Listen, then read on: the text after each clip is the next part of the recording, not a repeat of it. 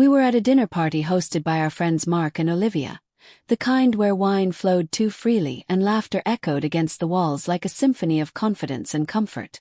My husband, Daniel, sat across from me, his usual calm self, quietly smiling as people told stories about bad dates, awkward in-laws, and marital oops moments.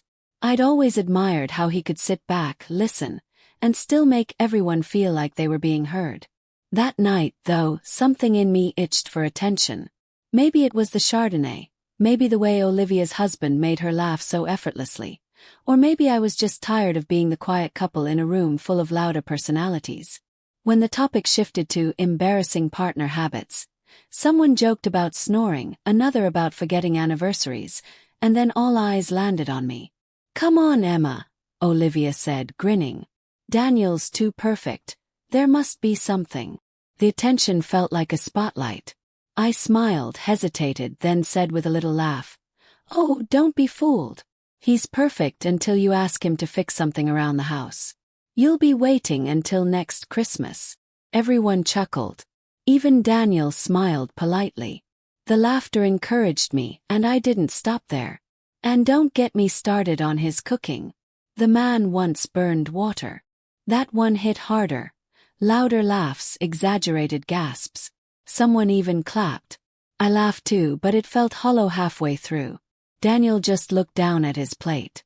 Mark, trying to keep the jokes rolling, chimed in. "Come on, Dan, defend yourself. You can't let her get away with that." Daniel looked up, smiling faintly, but his eyes had shifted. Not angry, not even hurt, just distant. He said, "I'm fine. She's right. I'm not much good at fixing things." Then he looked straight at me and added quietly, "Except when it's something that's broken between us, but even then she'd rather laugh than talk." The room fell silent. I swear you could hear the hum of the refrigerator in the kitchen. Olivia tried to change the subject. Mark poured more wine, but it was too late. His words hung in the air like smoke, refusing to disappear. I forced a laugh, a weak, trembling thing, and said, "Oh, come on, don't make it so serious." But my voice cracked, and everyone heard it. Dinner went on, but I couldn't taste the food. The jokes turned softer, conversation drifted elsewhere, yet every sound around me blurred. I could only hear his sentence echoing in my mind. She'd rather laugh than talk.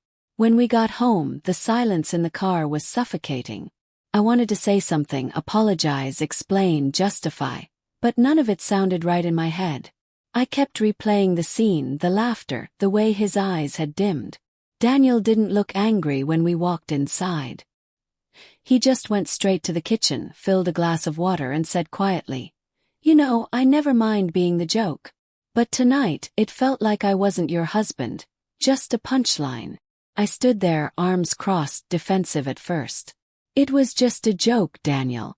Everyone laughs at their partners sometimes." He nodded slowly. "Yeah. But everyone doesn't laugh at their partners in front of everyone else." The distinction hit me like a slap. I didn't reply. He left the room, and I stood there with the sound of my heartbeat echoing louder than any laughter from earlier. That night I couldn't sleep. I stared at the ceiling, realizing how easy it was to mistake humor for connection, to use laughter as a shield instead of a bridge. I thought about how he looked at me across that dinner table. Not angry, not vengeful, just tired. The kind of tired that doesn't come from one night, but from a pattern. And deep down, I knew this wasn't the first time I'd made him feel small. It was just the first time he let me see it. The next morning, Daniel was already dressed when I woke up. He was sitting at the edge of the bed, tying his shoes with a kind of focus that said more than words ever could. I opened my mouth to speak, but he beat me to it. "I'm heading to work early," he said quietly. "Didn't sleep much." His tone wasn't sharp, just distant, polite, controlled, the way you speak to a stranger you used to know well. When the door closed behind him, the silence felt heavier than any argument we'd ever had. All day, I replayed every second of that dinner. The laughter, the looks, his voice when he said that one sentence. I used to love the way Daniel could turn something serious into something gentle. Last night he did the opposite. He took something meant to be light and showed me how heavy it really was. By evening, guilt was burning a hole in my chest. I texted him, "Can we talk tonight?" He replied after an hour, "Sure." When he came home, he didn't look angry. He just looked tired, the kind of tired that sits in your bones. We sat in the living room, no TV, no distractions. Just the sound of rain outside and the weight of everything unspoken between us. "I shouldn't have said what I did," I began, voice shaky. "It wasn't fair." He looked at me, not coldly, just with quiet patience. "It's not about fairness, Emma. It's about respect."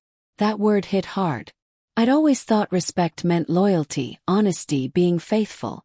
But I never thought about it in the smaller moments, like how you talk about someone when they're right beside you.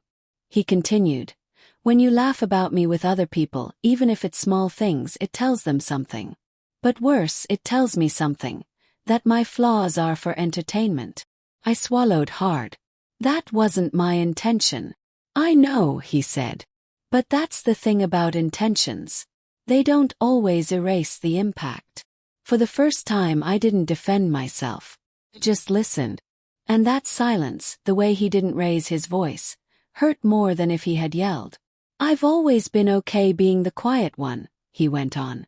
"I don't need to be the funniest or the loudest. But I did hope I'd be safe with you, even in a room full of people." I felt tears sting my eyes.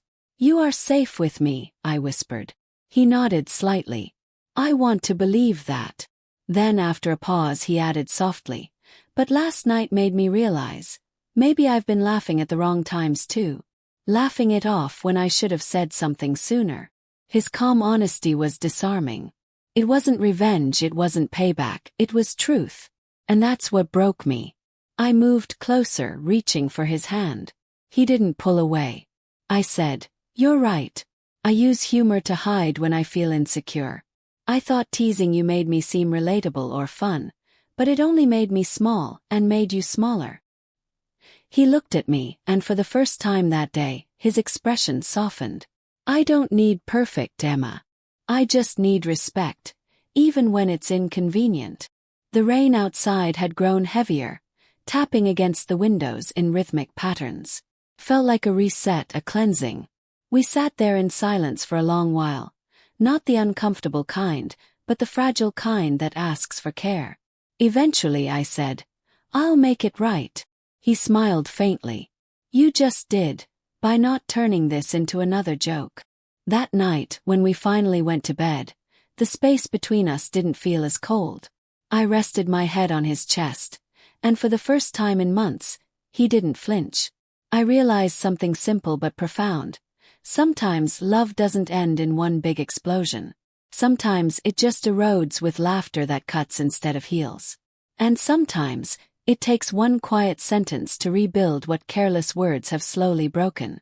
That's the night I stopped performing for the room and started showing up for the man who'd been sitting quietly beside me all along.